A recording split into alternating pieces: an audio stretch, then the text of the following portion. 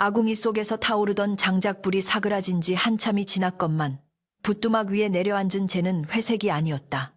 그것은 마치 갓 잡은 짐승의 목에서 뿜어져 나온 선혈이 말라 비틀어진 듯 섬뜩하고 기이한 검붉은 색을 띠고 있었다. 월서는 숨소리조차 내지 못한 채 그 흉측한 쟤를 응시하고 있었는데 등줄기를 타고 식은 땀이 뱀처럼 차갑게 흘러내려 저고리를 적시고 있음을 느꼈다. 바람 한 점 없는 고요한 밤이었으나 그녀의 귓가에는 수천 마리의 벌떼가 윙윙거리는 듯한 이명소리가 끊임없이 들려와 머릿속을 헤집어 놓았고 코끝에는 비릿한 물비린내와 매캐한 유황냄새가 섞인 역겨운 악취가 진동하여 속이 메스꺼워 견딜 수가 없었다. 이것은 예사 징조가 아니다. 결코 예사 징조가 아니야. 그녀는 떨리는 손으로 입을 틀어막으며 뒷걸음질 쳤지만 발바닥에 닿는 부엌 바닥에 냉기는 뼛속까지 파고들어 그녀의 온몸을 사시나무 떨듯 떨게 만들었다. 그때였다. 천장 석가래 위에서 무언가가 툭 하고 월선의 발치로 떨어졌다. 그것은 아직 온기가 남아있는 쥐의 사체였는데 외상은 전혀 없었으나 눈동자가 공포에 질린 듯 하얗게 뒤집혀 있었고 입가에는 거품이 물려 있었다. 월선이 비명을 삼키며 위를 올려다 보았을 때 그녀는 자신의 눈을 의심할 수밖에 없는 광경과 마주했다. 어두컴컴한 부엌 천장의 대들보를 따라 팔뚝만한 구렁이 수십 마리가 서로의 몸을 뒤엉킨 채 꿈틀거리고 있었는데 그 모습이 마치 살아있는 거대한 밧줄이 움직이는 것 같아 소름이 끼쳤다. 뱀들은 본래 습하고 어두운 곳을 좋아하여 땅으로 내려오는 법이거늘 지금 저들은 땅의 기운을 피해 필사적으로 높은 곳으로 도망치고 있는 형국이었다. 뱀들의 비늘이 나무 기둥에 스치며 나는 스르륵 스르륵 하는 소리는 마치 저승사자가 다가오는 발자국 소리처럼 월선의 심장을 조여왔다. 월선은 이 기이한 현상이 무엇을 의미하는지 본능적으로 알 수 있었는데 그것은 그녀의 외조모가 임종 직전에 남겼던 유언과도 같은 경고였기 때문이다. 아가 부뚜막에 재가 붉게 변하고 땅에 사는 미물들이 하늘을 향해 기어오를 때를 조심해라. 그것은 100년 동안 잠들어 있던 흑룡이 깨어나 바다를 뒤집고 산을 삼키려는 징조이니 그때는 짐승조차 숨을 죽이고 바위 틈에 숨어야 목숨을 부지할 수 있다. 월서는 쿵쾅거리는 가슴을 부여잡고 밖으로 뛰쳐나왔다. 밤하늘은 구름 한 점 없이 맑았고 보름달은 유난히 밝게 빛나고 있었으나 월선의 눈에는 그 달빛조차 창백한 시체의 얼굴처럼 보일 뿐이었다. 마당에 서서 바다 쪽을 바라보니 평소라면 철썩거리는 파도 소리가 들려야 할 폭우가 기이할 정도로 고요했다. 그 침묵은 평화로운 정적이 아니라 폭풍전야의 팽팽한 긴장감이 감도는 숨막히는 침묵이었다. 월서는 마당 한 구석에 쭈그리고 앉아 흙 냄새를 맡아보았는데 흙에서 올라오는 냄새는 구수함이 사라지고 시큼하고 썩은 듯한 악취를 풍기고 있었다. 땅속 깊은 곳에서 미세한 진동이 느껴졌고 그것은 마치 거대한 짐승이 땅 밑에서 몸부림치는 듯한 울림이었다. 서방님은 절대 바다로 나가서는 안 됩니다. 월서는 입술을 깨물며 중얼거렸다. 그녀의 남편 칠성은 내일 새벽 관아에 쇠곡을 싣고 한양으로 떠나는 조은선의 뱃사공으로 차출되어 있었다. 이번 항해를 무사히 마치면 쌀 2가마니를 품삯으로 받을 수 있다며 칠성은 며칠 전부터 들떠 있었지만 월선에게는 그 쌀가마니가 남편의 목숨값으로만 보였다. 그녀는 치마폭을 움켜쥐고 방으로 달려 들어갔다. 방 안에서는 칠성이 뱃길에 가져갈 집신을 삼고 있었는데 그의 투박한 손놀림은 다가올 재앙을 전혀 짐작하지 못하는 듯 평온하기 그지없었다. 임자, 왜 그리 얼굴이 사색이 되었소? 귀신이라도 본 게요. 칠성이 집신을 내려놓으며 의아한 표정으로 물었다. 월서는 칠성의 투박한 손을 와락 잡으며 간절한 눈빛으로 호소했다. 내일 배를 띄우면 안 됩니다. 절대로 안 됩니다, 서방님. 방금 부엌에서 쥐가 떨어져 죽고 구렁이들이 천장으로 기어 올라갔습니다. 부뚜막재는 핏빛으로 변했고요. 이것은 흑룡이 깨어나는 징조입니다. 내일 바다로 나가면 10중 8구 돌아오지 못합니다. 칠성은 월선의 말을 듣고는 허탈한 듯 헛웃음을 지으며 잡힌 손을 빼냈다. 임자 또 그 쓸데없는 소리. 자네 집안 내력이니 뭐니 하며 날씨 타령하는 것도 이제 지겹지 않소. 밖을 좀 보시오. 달이 저렇게 밝고 바람 한 점 없는데 무슨 흑룡 타령이요. 내일은 물살도 잔잔하여 배 띄우기 딱 좋은 날이라 선주님도 그리 말씀하셨소. 칠성은 다시 집신을 집어들며 무심하게 말을 이었다. 이번에 세곡 운반을 거부하면 관아에서 가만히 있겠소. 곤장을 맞고 쫓겨나면 우리 식구는 당장 굶어 죽어야 하오. 자네가 귀신 씨인 소리를 한다고 내가 나라 씨를 거역할 수는 없는 노릇 아니오. 월서는 가슴이 답답하여 터질 것만 같았다. 남편의 말이 틀린 것은 아니었다. 가난한 뱃놈이 관아의 명령을 어긴다는 것은 곧 죽음을 의미하거나 마을에서 쫓겨나는 것을 뜻했기 때문이다. 하지만 눈앞에 닥친 죽음의 그림자가 너무나도 뚜렷하여 이대로 물러설 수는 없었다. 서방님, 제 말을 믿어주십시오. 제 눈에는 보입니다. 바다의 색이 검게 변하고 하늘이 찢어지는 모습이 보입니다. 굶어 죽는 것이 파도에 휩쓸려 물고기 밥이 되는 것보다는 낫지 않습니까? 제발 변 선주님께 가서 몸이 아파 못 간다고 핑계라도 대십시오. 월선이 눈물을 흘리며 매달리자 칠성은 짜증 섞인 표정으로 버럭 소리를 질렀다. 에이, 재수 없는 소리 좀 작작하시오. 출항 전날에 여편네가 울고불고 매달리면 부정이 탄다는 것도 모르는가. 변 영감, 그 사람이 어떤 사람인데 꾀병이 통하겠소. 당장 그 입 다물지 않으면 내 손이 올라갈 것이오. 칠성은 돌아 누워 이불을 머리끝까지 뒤집었었다. 월서는 차마 더 이상 말을 잇지 못하고 입술만 깨물었다. 남편의 등은 거대한 벽처럼 느껴졌고 그 너머로 다가오는 죽음의 파도는 점점 더 거세게 그녀를 압박해오고 있었다. 방 안의 등잔불이 위태롭게 흔들렸다. 월서는 잠든 남편의 얼굴을 하염없이 바라보다가 조용히 자리에서 일어나 반다지 깊숙한 곳을 뒤적였다. 그녀의 손에는 붉은 팥 한 줌과 굵은 소금이 들려 있었다. 예로부터 붉은 팥은 귀신을 쫓고 애군을 막아주며 소금은 부정한 기운을 정화한다고 했다. 비록 이 작은 물건들이 거대한 자연의 분노를 막을 수는 없겠지만 적어도 남편의 혼이 길을 잃지 않게 해줄 마지막 지푸라기라도 잡고 싶은 심정이었다. 월서는 남편이 내일 입고 갈 무명 바지를 꺼내어 뒤집었다. 그리고 바늘에 실을 꿰어 바짓단 안쪽에 팥과 소금을 넣고 한 땀 한 땀 꿰매기 시작했다.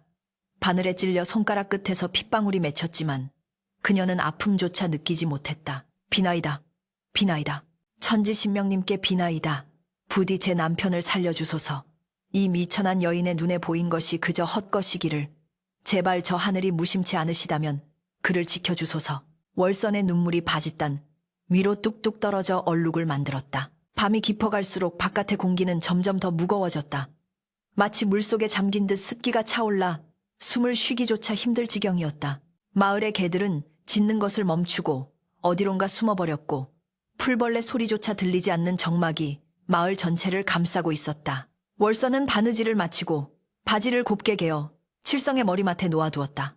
그리고 방문을 열고 나가 다시 하늘을 올려다보았다. 달 주변으로 거대한 달무리가 생겨나고 있었는데 그 색깔이 희뿌연 우윳빛이 아니라 마치 멍이 든 것처럼 시퍼런 색을 띠고 있었다.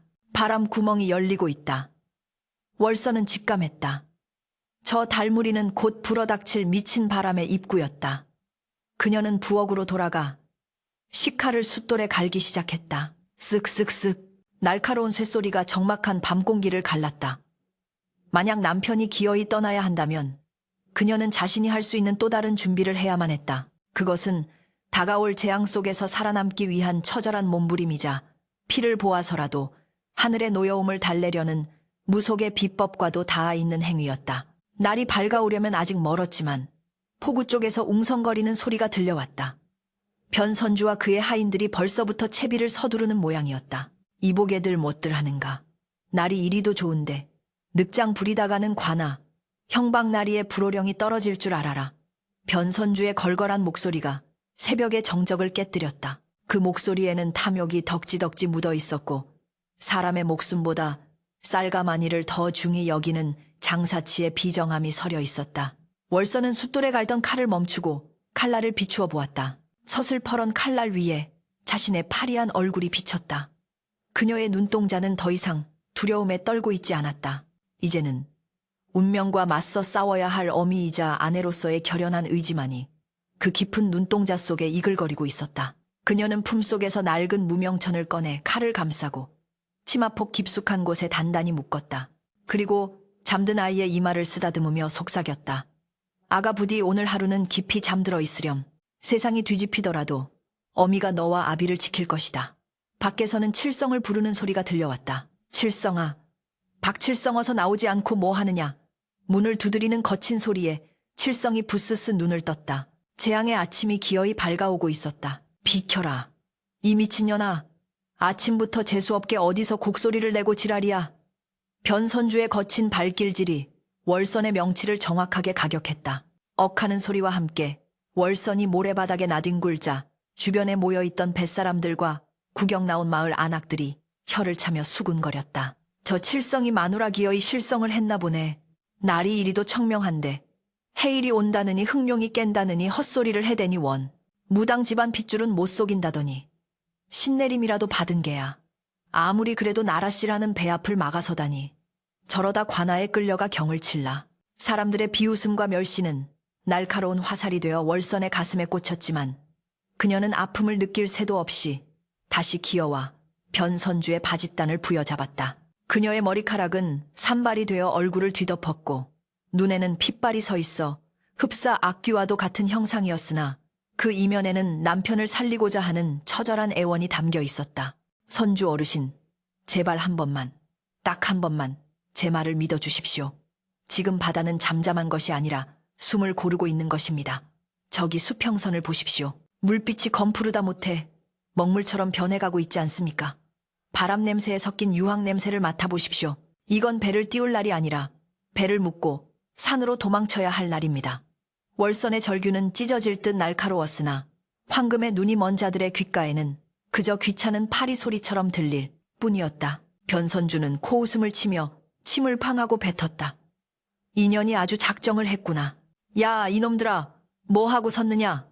칠성이, 저놈 얼른 배에 태우고 이 미친년은 저만치 끌어내라. 출항 시간이 늦어지면 너희들 몫으로 돌아갈 쌀가마니가 줄어들 줄 알아라. 그 말에 건장한 뱃사람 2명이 달려들어 월선을 짐짝처럼 들어올려 포구 구석으로 내동댕이 쳤다. 칠성은 뱃머리에 서서 울부짖는 아내를 바라보며 발을 동동 구르면서도 변선주의 섯을 퍼런 눈초리와 주위 동료들의 눈치 때문에 감히 배에서 뛰어내리지 못했다. 임자, 제발 집에 가 있어. 갔다 와서 내 다 들어줄 테니 제발 이러지 마. 칠성의 목소리는 파도 소리에 묻혀 희미하게 흩어졌다. 이지 올라가는 끼익 소리가 월선의 심장을 긁어내리는 듯했고 뱃사공들이 노를 저으며 부르는 뱃노래는 마치 상여가 나가는 소리처럼 구슬프고 불길하게 들려왔다. 배가 서서히 포구를 벗어나 먼 바다로 나아가자 월선은 바닥을 치며 통곡하다가 문득 울음을 뚝 그쳤다. 그리고 마치 짐승처럼 바닥에 납작 엎드려 귀를 땅에 대고 눈을 감았다. 차가운 땅바닥을 통해 전해져 오는 진동은 미세했지만 분명했다. 그것은 쿵쿵하고 규칙적으로 울리는 심장 박동 소리와 같았는데 인간의 것이 아니라 거대한 대지에 혹은 바다 밑바닥에 잠들어 있던 태고의 괴수가 깨어나 몸부림치는 진동이었다. 손바닥 아래의 흙알갱이들이 미세하게 튀어오르는 것이 느껴졌다. 월선은 코를 땅에 박고 킁킁거렸다. 갯벌의 짠내와 함께 썩은 달걀 냄새 같은 유황취가 희미하게 올라오고 있었다. 이것은 단순히 비가 오거나 바람이 부는 수준이 아니었다. 지진해일 디젠 하이이다. 그녀의 머릿속에 섬광처럼 스치는 단어가 있었다. 바다 밑땅이 갈라지고 뒤집혀 억만 톤의 바닷물이 솟구쳐 올라 육지를 덮치는 전설 속에서나 듣던 대재앙, 물마루가 시작되고 있었던 것이다. 사람들은 하늘만 쳐다보며 맑다고 좋아했지만 진짜 재앙은 보이지 않는 발밑, 저 깊은 심연에서부터 시작되고 있었다.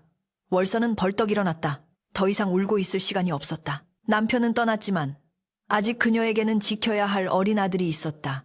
미친년이 또 무슨 짓을 하려고 저리 뛰어가는고 마을 사람들의 수군거림을 뒤로하고 월선은 집으로 달려갔다. 헐레벌떡 방문을 열어젖히자 영문도 모르고 잠에서 깬 5살 배기 아들 개똥이가 눈을 비비며 일어났다. 엄니 아버지는 아이의 천진난만한 물음에 월선은 대답 대신 무명포대기로 아이를 단단히 업었다. 그리고 부엌으로 달려가 며칠 전부터 말려두었던 떡과 육포, 그리고 물을 담은 표주박을 챙겨 보찜을 꾸렸다. 그녀의 손길은 빠르면서도 한치의 망설임이 없었다. 집안에 있는 세간살이 따위는 눈에 들어오지도 않았다. 오로지 생존에 필요한 최소한의 것들만을 챙긴 그녀는 마지막으로 아궁이 옆에 두었던 낫과 튼튼한 동아줄을 허리춤에 찼다.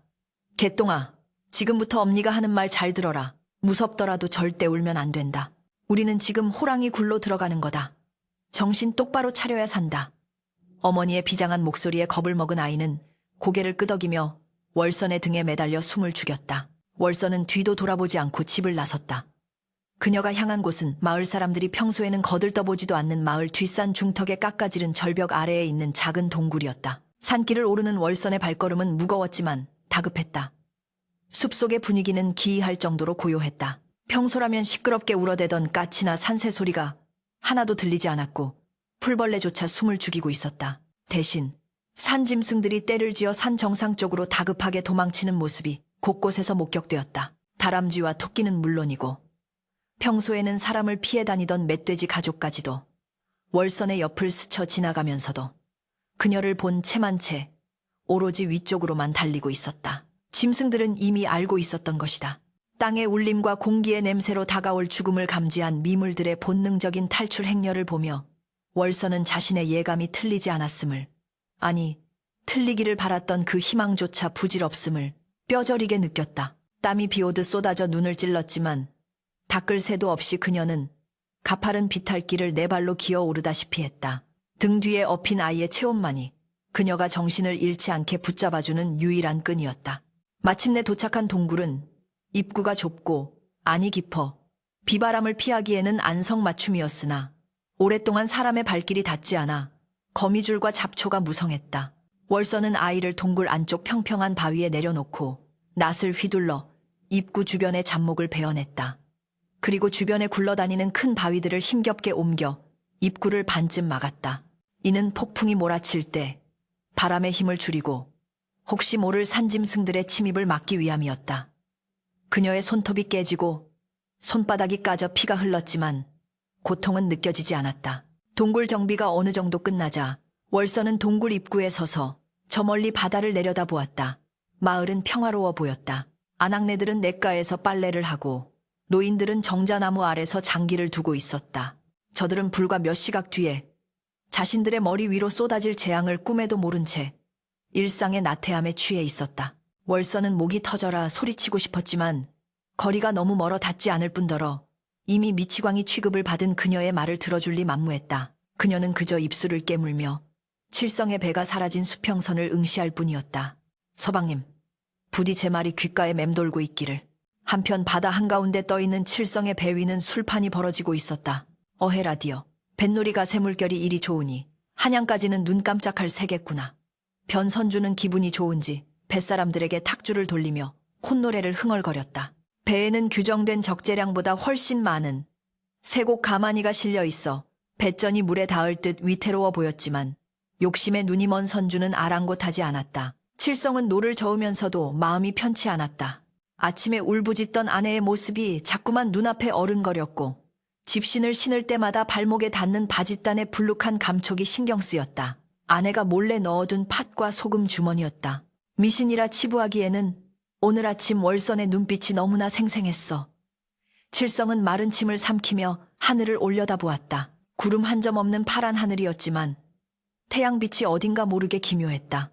햇살이 따뜻하다기보다는 살을 찌르는 듯 따가웠고 하늘의 색깔이 점점 짙은 남색으로 변해가고 있었다.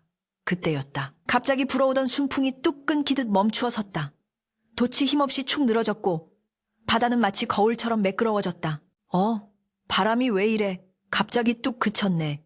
뱃사공 중 하나가 의아해하며 중얼거렸다.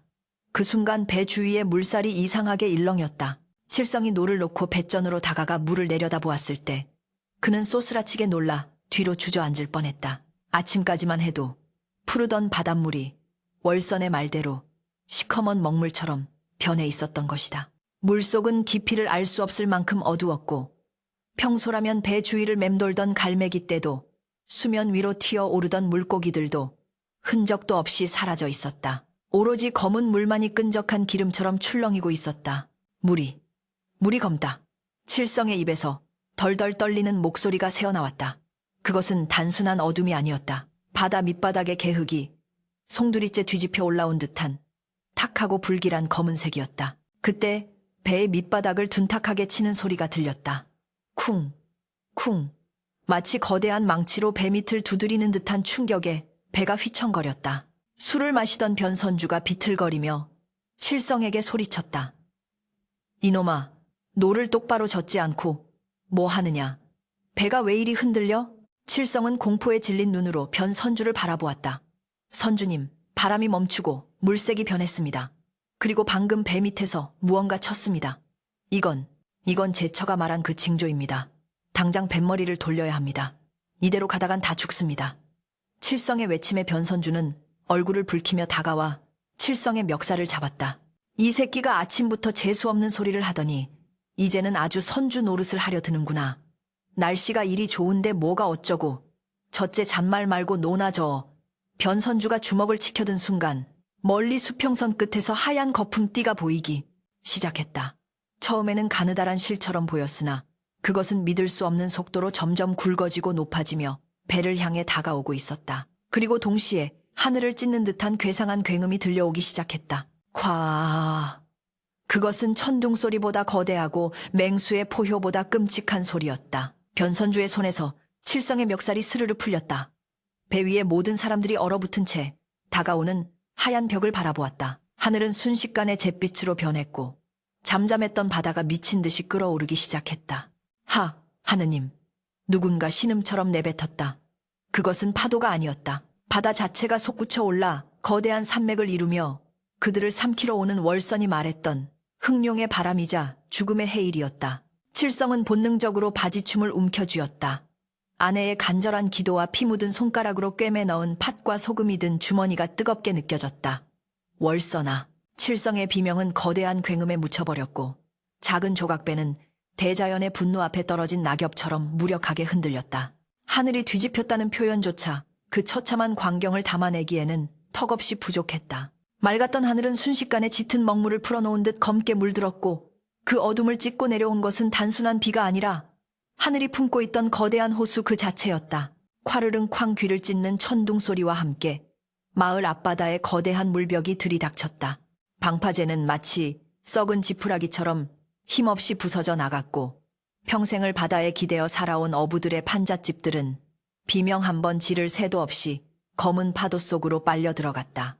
월선이 피신해 있는 산 중턱, 동굴 입구까지 비릿한 바닷물 냄새와 흙탕물 냄새가 진동을 하며 올라왔다. 마을 한복판에 우뚝 서 있던 변선주의 기와집 곳간, 그토록 많은 사람의 고혈을 짜내어 채운 쌀가마니들이 쌓여 있던 그곳도 예외는 아니었다. 거센 물살이 곳간의 기둥을 때리자 지붕이 와르르 무너져 내리며 수백 가마니의 쌀이 흙탕물에 섞여 떠내려갔다. 그 모습은 마치 탐욕의 덧없음을 비웃는 하늘의 냉소와도 같았다. 동굴 안에서 이 광경을 내려다보는 월선의 눈에는 공포와 슬픔이 교차했다. 사람이 지은 죄는 물에 씻겨도 그 원한은 씻기지 않는 법. 그녀는 떨고 있는 아들 개똥이를 더욱 꽉 끌어안으며 시선을 저 먼 바다 남편이 있을 그 칠흑 같은 어둠 속으로 고정했다. 바다 한가운데 떠있는 칠성의 조은선은 그야말로 지옥의 입구에 서 있었다. 집채만한 파도가 뱃머리를 강타할 때마다 배는 나무가 비틀리는 괴기스러운 소리를 내며 금방이라도 두 동강이 날듯 휘청거렸다. 돛대는 이미 부러져 나갔고 갑판 위는 아수라장이었다. 쌀, 내 쌀, 이놈들아, 쌀가마니 잡아라. 저게 떠내려가면 너희들 목숨도 없는 줄 알아라. 변선주는 배가 침몰해가는 와중에도 자신의 목숨보다 쌀가마니를 더 걱정하며 뱃사람들에게 고래고래 소리를 질렀다. 그러나 이미 공포에 질린 선원들은 제 목숨 건사하기에도 급급하여 선주의 말은 귓등으로도 듣지 않았다. 칠성은 배전에 매달려 헛구역질을 해대며 죽음의 공포와 싸우고 있었다. 그때 거대한 파도가 배의 측면을 강타하며 배가 90도로 기울어졌다. 그 순간 갑판 위에 쌓여있던 무거운 쌀가마니들이 한쪽으로 쏠리며 배는 균형을 잃고 전복될 위기에 처했다. 버려야 산다. 쌀을 버려야 배가 뜬다. 칠성은 본능적으로 소리치며 가까이 있는 쌀가마니를 들어 바다로 던지려 했다. 이 미친놈아, 그게 얼마짜린 줄 알아? 변선주가 눈이 뒤집혀 칠성의 팔을 붙잡고 늘어졌다. 칠성은 변선주의 손을 뿌리치며 눈을 부라렸다. 평소라면 감히 쳐다보지도 못했을 선주였지만 죽음 앞에서는 양반도 상놈도 없었다. 영감님 쌀을 안고 귀신이 되시려오. 다 죽게 생겼는데 쌀 타령이오. 칠성의 일갈에 변선주가 주춤하는 사이 다른 선원들도 합세하여 쌀가마니들을 바다로 밀어버리기 시작했다. 풍덩풍덩 탐욕의 무게가 바다로 사라지자 배는 기적적으로 다시 균형을 잡고 수면 위로 떠올랐다. 그러나 안도할 틈도 없이 더 거센 비바람이 몰아쳤다. 사방이 온통 어둠뿐이라 어디가 육지이고 어디가 바다인지 분간조차 할 수 없었다. 칠성은 젖은 바지춤을 움켜쥐었다. 바짓단 속에 들어있는 팥과 소금이 물에 젖어 묵직하게 느껴졌다. 월선아, 네 말이 맞았다. 내가 어리석었다. 제발 길을 알려다오. 칠성은 칠흑 같은 어둠 속에서 아내의 이름을 부르며 오열했다. 동굴 안의 월선은 눈을 감고 바람의 소리에 온 신경을 집중했다. 밖은 윙윙거리는 바람 소리로 귀가 멀 지경이었지만 대대로 날씨를 읽어온 그녀의 가문에는 청풍팅풍이라 하여 바람의 결을 듣는 비기가 전해져 내려왔다. 일반 사람들에게는 그저 미친 듯이 불어대는 폭풍일 뿐이었지만 월선의 귀에는 바람들이 서로 부딪히며 내는 미세한 파열음과 흐름이 들려왔다. 북쪽에서 내려오는 찬 바람과 남쪽에서 올라오는 더운 바람이 충돌하며 만들어내는 소용돌이, 그 혼돈 속에서도 분명히 존재하는 바람의 길이 있었다. 월선은 눈을 번쩍 떴다. 보인다. 칠흑 같은 어둠 속에서도 그녀의 눈에는 희미한 흐름이 보였다. 소용돌이치는 폭풍의 한가운데 마치 태풍의 눈처럼 바람이 잠시 멈추고 바닷물이 길을 내어주는 아주 좁은 틈새가 존재했다. 그 길은 마을 포구가 아닌 마을 뒷산 절벽 아래의 험한 암초지대 사이로 이어져 있었다. 평소라면 배가 접근조차 할 수 없는 곳이었지만 지금처럼 물이 불어난 상황에서는 오히려 그곳만이 유일한 생존의 통로였다. 하지만 문제는 칠성이 그 길을 알 리가 없다는 것이었다. 이 캄캄한 어둠 속에서 등대도 없이 그 좁은 틈새를 찾아 들어온다는 것은 불가능에 가까웠다. 남편은 필시 익숙한 포구 쪽으로 배를 몰려 할 테지만 지금 포구는 거대한 파도가 들이닥쳐 배가 들어가는 순간 산산조각이 날 것이 분명했다. 월선은 자리에서 벌떡 일어났다. 내가 알려줘야 해. 내가 그 길을 비춰줘야 해. 그녀는 챙겨온 보찜을 뒤져 기름을 먹인 손뭉치와 부시돌 그리고 마른 쑥을 꺼냈다. 옆에서 떨고 있던 아들 개똥이가 엄마의 옷자락을 잡으며 울먹였다. 엄니 어디가 무서워. 나 두고 가지 마. 월선의 가슴이 미어지는 듯 했으나 그녀는 단호한 눈빛으로 아이의 어깨를 잡았다. 개똥아 잘 듣거라. 아버지가 지금 길을 잃고 헤매고 계신다. 엄니가 등불을 켜지 않으면 아버지는 영영 돌아오지 못해. 너는 사내 대장부다. 여기서 꼼짝 말고 이 돌 뒤에 숨어 있어야 한다. 알겠느냐? 아이는 눈물을 뚝뚝 흘리면서도 겁에 질린 채 고개를 끄덕였다. 월선은 아이를 동굴 가장 깊숙한 곳, 바람이 들이치지 않는 바위 틈에 숨기고 입구를 나뭇가지로 가려주었다. 월선이 동굴 밖으로 나오자마자 거센 비바람이 그녀의 뺨을 후려쳤다.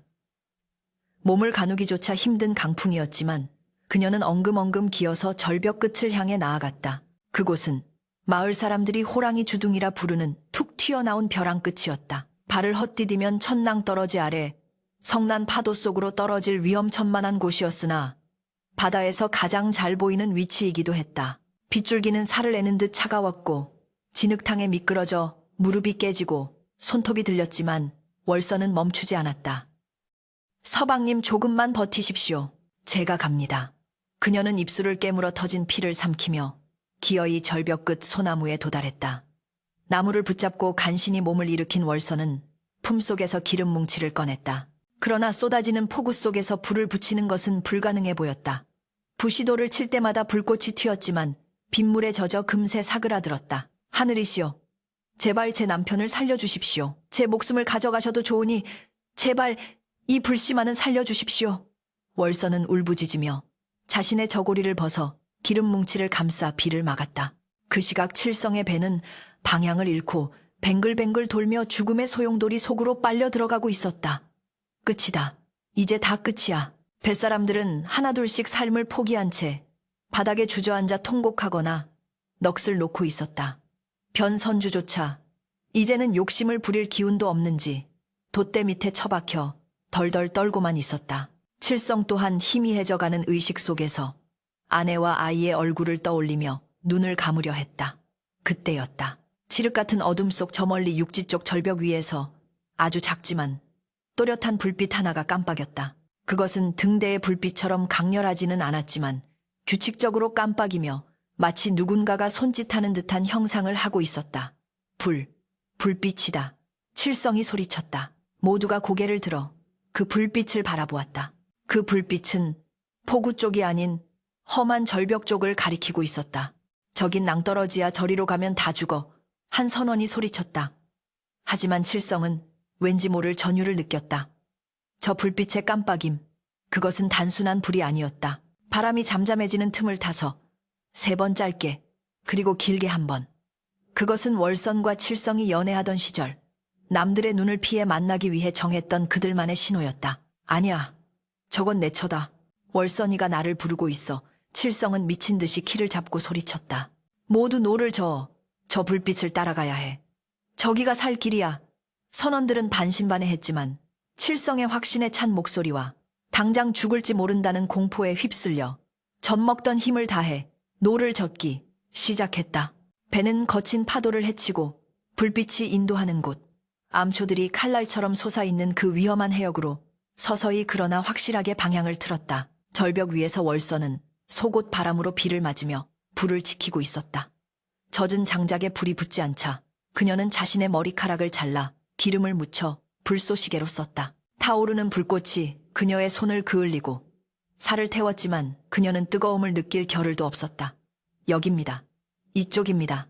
서방님. 바람의 눈이 열린 곳은 오직 여기뿐입니다. 그녀는 바람의 방향이 바뀔 때마다 횃불을 흔들어 배가 진입해야 할 각도를 알려주었다. 그것은 단순한 신호가 아니라 바람과 물의 흐름을 꿰뚫어보고 뱃길을 여는 도산의 춤사위였다. 월선의 몸은 비바람에 찢길 듯 위태로웠지만 그녀가 지켜든 횃불만은 폭풍우 속에서도 꺼지지 않는 생명의 별처럼 타오르고 있었다. 저 멀리 어둠 속에서 조그마한 배의 형체가 파도를 타고 이쪽으로 다가오는 것이 보였다. 드디어 그들이 오고 있었다. 절벽 위는 그야말로 생과 사가 교차하는 처절한 재단과도 같았다. 억수같이 쏟아지는 비는 기어이 월선의 손에 들린 횃불을 꺼뜨리려 작정한 듯 맹렬하게 퍼부어댔다. 기름을 먹인 손뭉치는 이미 타들어가 재가 되어가고 있었고 불꽃은 바람 앞에 등불처럼 위태롭게 사그라들고 있었다. 안 돼. 꺼지면 안 돼. 월선은 갈라진 목소리로 절규하며 자신의 속적삼을 찢어 불길 위에 덮었다. 천이 젖어 있어 매캐한 연기만 피어오르자 그녀는 망설임 없이 자신의 긴 머리카락을 움켜쥐었다. 여인에게 머리카락이란 목숨만큼이나 소중한 것이었으나 지금 남편의 생명이 꺼져가는데 그깟 머리카락이 대수랴. 월선은 떨어진 낫을 찾아 자신의 머리카락을 듬성듬성 잘라내어 불씨 속에 던져 넣었다. 기름진 머리카락이 타닥타닥 소리를 내며 타오르자 희미해지던 불길이 다시금 붉은 혀를 날름거리며 어둠을 밝혔다.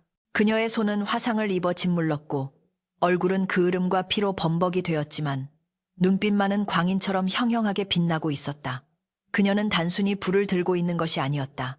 자신의 생명을 태워 바다 위를 떠도는 남편의 영혼을 부르고 있는 것이었다. 서방님, 이 불을 보시오. 이 불은 내 심장이 타는 불이오. 부디 눈을 뜨고 이쪽으로 오시오. 바다 위 칠성의 배는 거친 파도에 휩쓸려 춤추는 나뭇잎처럼 위태롭게 흔들리며 암초지대로 진입하고 있었다. 뱃사람들이 호랑이 이빨이라 부르며 평소에는 얼씬도 하지 않는 죽음의 해역이었다. 수면 위로 날카롭게 솟아오른 바위들이 파도가 칠 때마다 하얀 포말 사이로 흉측한 검은 이빨을 드러냈다. 안 돼. 저기로 가면 다 죽어. 차라리 바다로 나가자고 겁에 질린 선원 하나가 노를 놓으며 비명을 질렀다. 칠성은 뱃머리에서 키를 움켜쥐고 고래고래 소리를 질렀다. 아니야. 저 불빛을 봐. 저기만 파도가 잦아들고 있어. 내 마누라가 길을 열고 있단 말이다. 나를 믿고 저 불빛만 보고 저어라. 칠성의 눈은 이미 제정신이 아니었다. 그의 바짓단 속에 들어있는 팥과 소금 주머니가 빗물에 젖어 살에 달라붙을 때마다 마치 월선이 자신의 다리를 붙잡고 지탱해주는 듯한 기운이 느껴졌다. 칠성은 거대한 파도가 배를 덮치려는 순간 절벽 위 불빛이 오른쪽으로 크게 흔들리는 것을 보았다. 우현이다. 우현으로 꺾어. 칠성의 외침에 선원들이 죽기 살기로 오른쪽 노를 저었다. 배가 급격하게 오른쪽으로 기우는 순간 바로 왼쪽 배전을 스치며 집채만한 바위가 지나갔다. 쾅 하는 소리와 함께 배의 귀퉁이가 부서져 나갔지만 기적적으로 배는 전복되지 않고 바위 사이의 좁은 물길로 미끄러져 들어갔다. 그것은 정말로 기적이었다. 성난 파도들이 바위에 부딪혀 힘을 잃고 부서지는 사이 그 틈새로 거짓말처럼 고요한 물길이 열려 있었던 것이다. 월선이 말했던 바람의 눈. 그곳은 폭풍우 속의 유일한 피난처였다. 칠성은 전율했다. 아내의 눈에는 정말로 천기가 보였던 것이다. 하지만 그 순간 배 안에서 또 다른 아수라장이 펼쳐졌다. 정신을 차린 변선주가 미친 사람처럼 날뛰기 시작한 것이다. 그는 배가 암초 사이를 지나자 자신이 아끼던 은자긴즈가 든 괴짝이 바위 충격으로 튕겨나갈 뻔한 것을 보고는 눈이 뒤집혔다. 내 돈꾀가 떠내려간다. 변선주는 키를 잡고 있는 칠성을 밀쳐내고 배전으로 달려들었다. 비켜 이 천한 것들아, 내 돈부터 챙겨야 해. 배가 좁은 협곡을 통과하느라 한치의 오차도 허용되지 않는 긴박한 순간에 기잡이가 밀려나자 배는 순식간에 통제를 잃고 좌측, 암벽으로 곤두박질 치기 시작했다. 천주님 미쳤습니까? 지금 돈이 문제입니까? 칠성이 다시 키를 잡으려 달려들었지만 변선주는 칠성의 다리를 붙잡고 늘어졌다. 너 때문에 내 배가 이 꼴이 났어. 내 쌀, 내 돈, 내 놈이 다 물어내. 탐욕의 눈이 먼 자의 괴력은 실로 무서웠다. 배가 암벽에 충돌하기 직전 거대한 파도가 다시 한번 배를 덮쳤다. 그 충격으로 갑판 위에 있던 모든 것이 붕 떠올랐다. 변선주는 칠성을 잡고 있던 손을 놓고 파도에 쓸려가는 돈괴를 향해 몸을 날렸다. 안 돼, 내 거야. 그것이 그의 마지막 단말마였다. 변선주는 돈괴를 품에 안는 데 성공했으나 그 무게를 이기지 못하고 그대로 검은 바닷속으로 곤두박질 쳤다. 무거운 엽전과 은괴가 가득 찬 괴짝은 그를 순식간에 깊은 심연으로 끌고 내려갔다. 그는 살려달라는 비명조차 지르지 못하고 자신이 평생을 바쳐 모은 그 차가운 쇠붙이들과 함께 물거품 속으로 사라졌다. 탐욕이 부른 비참하고도 허무한 최후였다. 변선주가 사라지자 칠성은 다시 키를 잡고 온 힘을 다해 배를 바로잡았다. 조금만 더 배는 암벽을 긁으며 끼익 하는 소름 끼치는 소리를 냈지만 다행히 침몰하지 않고 협곡을 빠져나왔다. 그리고 눈앞에 펼쳐진 광경은 믿을 수 없을 만큼 평온했다. 절벽 뒤쪽에 숨겨져 있던 작은 만화는 바깥 바다에 미친 폭풍우가 거짓말인 것처럼 잔잔했다. 월선의 불빛이 인도한 곳은 바로 이곳. 자연이 만들어낸 천연의 피난항이었다. 배가 모래톱에 쿵 하고 처박히며 멈춰섰다. 살아남은 선원들은 서로를 끌어안고 통곡하거나 바닥에 주저앉아 넋을 잃었다. 그러나 칠성은 쉴 틈이 없었다. 그는 배에서 뛰어내려 모래밭을 뒹굴면서도 벌떡 일어나 절벽 쪽을 향해 달렸다. 월선아, 월선아. 그의 목소리는 빗소리에 묻혔지만 심장이 터질 듯한 박동은 그를 산 위로 이끌었다. 가시덤불에 살이 찢기고 돌부리에 걸려 넘어지면서도 그는 기어서 절벽 위로 올라갔다. 정상에 다다랐을 때 그는 보았다. 비바람이 몰아치는 절벽, 끝 다 타버린 재더미 옆에 쓰러져 있는 작은 형체를. 칠성은 비명을 지르며 그녀에게 달려갔다. 월선은 빗물과 진흙 범벅이 된 채 웅크리고 있었는데 그녀의 손은 여전히 횃불이 있던 자리를 향해 뻗어 있었다. 월선아, 임자 정신 차려. 칠성이 월선을 안아 일으켰다. 그녀의 몸은 얼음장처럼 차가웠고 손바닥은 화상으로 끔찍하게 문드러져 있었다. 머리카락은 듬성듬성 잘려나가 흉한 몰골이었으나 칠성의 눈에는 세상 그 어떤 여인보다 고귀하고 아름다워 보였다. 칠성의 뜨거운 눈물이 월선의 얼굴 위로 뚝뚝 떨어졌다. 내가 왔어. 자네 덕분에 살았어. 이 못난 놈 살리려고. 이 무슨 꼴이란 말인가. 칠성이 오열하며 자신의 체온으로 그녀를 녹이려 안간 힘을 쓸 때 월선의 감긴 눈꺼풀이 파르르 떨렸다. 그녀가 힘겹게 눈을 뜨자 흐릿한 시야 너머로 남편의 얼굴이 들어왔다. 서방님, 모기 소리만 한 목소리였지만 칠성에게는 천둥 소리보다 크게 들렸다. 그래 나야. 살아 돌아왔어. 자네가 살렸어. 월선은 그제야 안도한 듯 희미한 미소를 지으려 했으나 입술이 터져 그마저도 고통스러웠다. 그녀는 떨리는 손을 들어 칠성의 젖은 뺨을 만졌다. 그리고 시선이 천천히 칠성의 다리로 향했다. 바짓단은 찢어지고 더러워졌지만 그 속에 들어있을 팥과 소금 주머니는 여전히 불룩했다. 가지고 계셨군요. 월선이 속삭였다. 칠성은 고개를 세차게 끄덕였다. 그럼 가지고 있었지. 자네가 준 부적 덕분에 귀신들이 덤비지 못했어. 자네가 내 명주를 붙잡고 있었어. 월선은 그제야 긴장이 풀린 듯 깊은 숨을 내쉬며 칠성의 품에 고개를 떨구었다. 그녀의 의식은 다시금 혼미해졌지만 이번에는 죽음의 그림자가 아닌 깊고 평온한 잠이 그녀를 감싸 안았다. 폭풍우는 여전히 거세게 몰아치고 있었지만 두 사람이 있는 절벽 위만큼은 이상하리만큼 고요하게 느껴졌다. 그때 동굴 쪽에 숨겨두었던 아들 개똥이가 엄니 아부지하고 울며 뛰어오는 소리가 들렸다. 칠성은 월선을 업고 달려오는 아들을 한 팔로 안았다. 가족은 비로소 하나가 되었다. 자연의 거대한 분노도 인간의 추악한 탐욕도 이 가족의 끈질긴 생명력과 사랑 앞에서는 무릎을 꿇은 듯했다. 멀리 바다에서는 변선주의 배가 파도에 완전히 부서져 잔해만이 떠다니고 있었지만 칠성의 등 뒤에 엎인 월선의 숨소리는 규칙적으로 이어지고 있었다. 그것은 폭풍이 지나간 후 찾아올 새로운 아침을 약속하는 희망의 소리와도 같았다. 칠성은 아내를 업은 채 폐허가 된 마을이 아닌 아직 비바람을 피할 수 있는 동굴로 발걸음을 옮겼다. 이제는 그가 아내와 아들을 지킬 차례였다. 밤은 깊었으나 새벽은 반드시 올 것이었다. 폭풍이 지나간 새벽의 하늘은 잔인할 만큼 투명하고 시렸다. 지난밤 세상을 집어삼킬 듯 포효하던 흑룡은 언제 그랬냐는 듯 바다 깊은 곳으로 몸을 숨겼고 수평선 위로는 핏빛처럼 붉은 태양이 떠오르며 폐허가 된 대지를 비추기 시작했다. 밤새 미친 듯이 불어대던 바람은 거짓말처럼 잦아들었으나 그 자리에 남은 것은 죽음과 같은 침묵뿐이었다. 동굴 입구를 막았던 바위를 치우고 밖으로 나온 월선은 눈부신 아침 햇살에 잠시 눈을 찌푸렸다. 그녀의 등에는 곤히 잠든 아들 개똥이가 엎여 있었고 옆에는 칠성이 부축하고 있었으나 두 사람의 몰골은 말이 아니었다.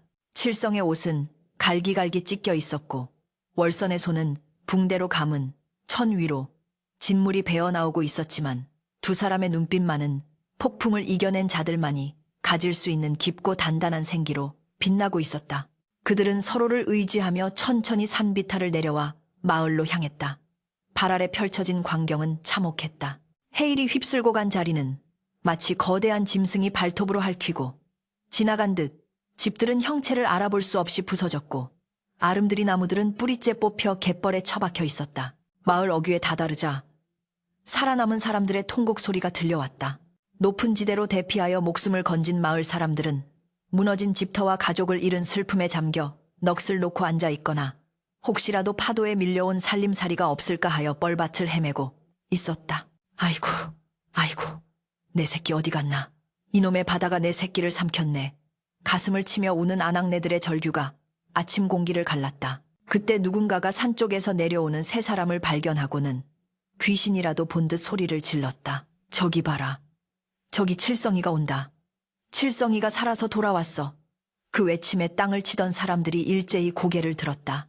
변선주의 배에 탔던 사람들은 모두 죽었다고 생각했기에 멀쩡히 걸어오는 칠성의 모습은 기적 그 자체였다. 사람들은 하던 일을 멈추고 우르르 그들 주위로 몰려들었다. 그들의 눈에는 경악과 불신, 그리고 일말의 희망이 뒤섞여 있었다. 칠성아, 자네 정말 살아난 건가?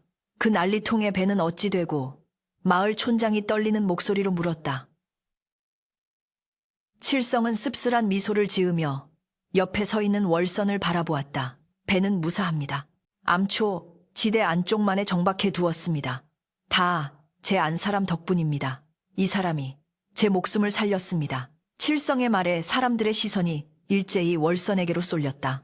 어제까지만 해도 미친년이라 손가락질하며 비웃던 그 여인이었다. 산발이 된 머리에 화상을 입은 손피와 진흙으로 얼룩진 옷차림이었지만 지금 그들의 눈에 비친 월선은 더 이상 광인이 아니었다. 그녀는 재앙을 미리 보고 가족을 지켜낸 범접할 수 없는 영험함을 지닌 존재로 보였다.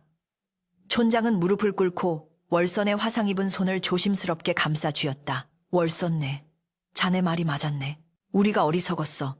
자네가 흑룡이 깬다고 그리 목이 터져라 외쳤건만 우리는 귀를 닫고 자네를 조롱했네. 부디 이 미련한 늙은이를 용서하게. 촌장의 눈에서 후회 섞인 눈물이 흘러내렸다. 월선은 촌장의 손을 잡아 일으키며 고개를 가로저었다. 아닙니다, 어르신.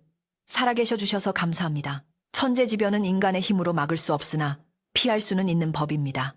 이제라도 목숨을 부지하셨으니 그것으로 되었습니다. 그녀의 목소리는 차분하고 따뜻했다. 자신을 멸시했던 이들에 대한 원망이나 분노는 찾아볼 수 없었다. 그녀에게 중요한 것은 오직 가족이 살았다는 사실과 다시 삶을 이어가야 한다는 현실뿐이었다. 그때 갯벌 쪽에서 웅성거리는 소리가 들려왔다. 사람들이 무언가를 발견하고 혀를 차고 있었다. 칠성과 월선이 다가가 보니 그곳에는 변선주의 시신이 엎어져 있었다. 그의 모습은 처참하기 그지없었는데 온몸이 상처투성이인 것은 둘째치고 죽어서까지 꽉 쥐고 있는 손이 문제였다. 그의 손에는 깨진 돈꾀의 나무 조각과 엽전 몇 점이 엉겨 붙어 있었다. 무거운 돈꾀를 끝까지 놓지 않으려다 결국 그 무게에 짓눌려 바다 깊은 곳으로 가라앉았던 것이다. 저승 갈 때 노잣돈이라도 가져가려 했나 보구만. 목숨보다 돈이 중하다더니 결국 돈 때문에 명을 재촉했어. 마을 노인이 혀를 찼다. 칠성은 변선주의 시신을 내려다보며 자신의 바짓단을 만져보았다. 퉁퉁 불어버린 밭과 소금 주머니. 그것은 가볍고 보잘것없는 물건이었으나 아내의 간절한 염원이 담겨 있었기에 자신을 물 위로 띄워 올렸다. 반면 변선주의 황금은 그를 물 밑으로 끌어내렸다. 탐욕은 무겁고 사랑은 가볍다는 말이 뼈저리게 다가왔다. 칠성은 조용히 고개를 숙여 죽은 자의 명복을 빌었다. 비록 악독한 선주였으나 죽음 앞에서는 그저 가련한 인간일 뿐이었다. 마을 사람들은 변선주의 시신을 거적대기로 덮어주며 자연의 준엄한 심판 앞에 숙연해졌다. 폭풍은 마을의 모든 것을 앗아갔지만 동시에 사람들의 마음에 끼어있던 탐욕과 오만의 때도 씻어내고 간 셈이었다. 계절이 바뀌고 해가 바뀌었다. 폐허가 되었던 마을에는 다시 집들이 들어섰다. 예전처럼 해안가에 바짝 붙여짓지 않고 월선의 조언에 따라 언덕 위 안전한 곳에 터를 잡았다. 칠성은 더 이상 남의 배를 타는 뱃사공이 아니었다. 변선주의 배는 주인이 없어져 관아에 귀속될 뻔했으나 칠성이 목숨을 걸고 배를 지켜낸 공을 인정받아 헐값에 불화받을 수 있었다. 그는 배를 수리하여 다시 바다로 나갔지만 예전과는 달랐다. 출항하기 전에는 반드시 월선에게 날씨를 물었고 월선이 오늘은 바람 끝이 찹니다 라고 하면 아무리 맑은 날이라도 배를 띄우지 않았다. 마을 사람들도 마찬가지였다. 구름의 모양이 이상하거나 바람에서 낯선 냄새가 나면 을의 월선을 찾아와 조언을 구했다. 월선은 그럴 때마다 귀찮아하는 기색 없이 하늘을 살피고 바람을 맛보며 사람들에게 피할 길을 일러주었다. 그녀는 무당도 아니요 점쟁이도 아니었으나 마을 사람들에게는 그 누구보다 신뢰받는 어머니와 같은 존재가 되었다. 월선의 손등에는 그날의 화상이 흉터로 남아 지워지지 않았다. 울퉁불퉁하게 일그러진 흉터는 보기에 흉할 수도 있었으나 칠성은 매일 밤 잠자리에 들기 전 그 손에 입을 맞추며 고마움을 표했다. 임자 이 손이 우리 집안의 갑오여. 내 목숨이고 우리 개똥이의 미래여. 칠성의 투박한 고백에 월선은 수줍게 웃으며 흉터진 손으로 남편의 얼굴을 쓰다듬었다. 그날 밤 머리카락을 태워 만든 횃불이 없었다면 지금의 평화도 없었을 것임을 두 사람은 잊지 않았다. 아들 개똥이도 무럭무럭 자라 어느덧 소년이 되었다. 그는 아버지를 따라 배를 타는 것을 좋아했지만 어머니를 닮아 유난히 자연의 변화에 민감했다. 개똥이는 배 위에 서서 갈매기가 나는 높이나 파도의 색깔을 유심히 관찰하곤 했는데 그 모습이 영락없는 월선의 아들이었다. 어느 늦가을 저녁, 월선은 마루에 앉아 붉게 물드는 노을을 바라보고 있었다. 칠성은 마당에서 그물을 손질하고 있었고 개똥이는 아궁이에 불을 지피며 밥 짓는 냄새를 풍기고 있었다. 평범하고 소박한 일상이었지만 월선에게는 이 순간이 더할 나위 없는 행복이었다. 문득 그녀는 10년 전 흥룡이 깨어나던 그 밤을 떠올렸다. 만약 그때 자신이 두려움에 떨며 침묵했다면 혹은 칠성이 자신의 말을 무시하고 고집을 피웠다면 어떻게 되었을까? 생각만 해도 아찔했다. 그녀는 자연이 인간에게 보여주는 징조들은 공포의 대상이 아니라 함께 살아가자는 대화의 시도일지도 모른다는 생각을 했다. 인간이 욕심을 버리고 귀를 기울인다면 자연은 언제나 살 길을 열어주는 자비로운 존재이기도 했다. 임자 무슨 생각을 그리 골똘히 하시오. 칠성이 그물을 내려놓고 다가와 물었다. 월선은 칠성을 바라보며 잔잔하게 미소 지었다. 그저 바람 소리를 듣고 있었습니다. 올겨울에는 눈이 많이 올 것 같습니다. 내일은 장터에 나가 솜을 좀 더 사다가 개똥이 손바지를 두껍게 누벼줘야겠습니다. 칠성은 껄껄 웃으며 월선의 어깨를 감싸 안았다. 역시 우리 마누라 말은 틀린 적이 없지. 그럼 내일은 일찌감치 장에 다녀옵시다. 가는 길에 당신 좋아하는 꽃신도 한 켤레 사리다. 월선은 고개를 저으며 칠성의 손을 잡았다. 꽃신은 무슨요? 지금 쉬는 것으로도 족합니다. 그저 우리 세 식구. 아프지 않고 바다가 허락하는 만큼만 얻어먹고 살면 그게 신선 노름이지요. 밤이 깊어지자 마을에는 집집마다 등불이 켜졌다. 멀리서 파도 소리가 자장가처럼 들려왔다. 월서는 잠든 남편과 아들의 숨소리를 들으며 조용히 눈을 감았다. 그녀의 꿈속에서는 더 이상 붉은 재가 날리거나 뱀이 참리를 트는 흉몽은 나타나지 않았다. 대신 잔잔한 바다 위로 은빛 달무리가 비치고 순풍에 돛을 단 배가 미끄러지듯 나아가는 평화로운 풍경이 펼쳐졌다. 인간이 하늘의 뜻을 거스르지 않고 욕심을 비운 자리에 채워지는 것은 진정한 평안뿐이었다. 비온 뒤에 땅이 굳는다 하였던가. 시련은 그들에게 씻을 수 없는 상처를 남겼지만 그 상처 위에는 더 단단하고 아름다운 새살이 돋아나 있었다. 대자연의 섭리 앞에서는 한낱 미물에 불과한 인간이지만 서로를 위하는 마음이 있다면 그 어떤 거친 폭풍우도 헤쳐나갈 수 있음을, 그리고 진정한 예지력은 눈에 보이는 현상을 읽는 것이 아니라 사랑하는 이를 지키고자 하는 간절한 마음에서 비롯된다는 것을 월선의 삶은 조용히 증언하고 있었다. 어둠이 짙게 깔린 바닷가, 마을 월선의 집 굴뚝에서는 하얀 연기가 피어올라 밤하늘의 별들 사이로 흩어졌다. 그것은 마치 하늘과 땅, 그리고 그 사이에서 살아가는 인간들이 맺은 화해의 언약처럼 평화롭고 따스하게 타오르고 있었다.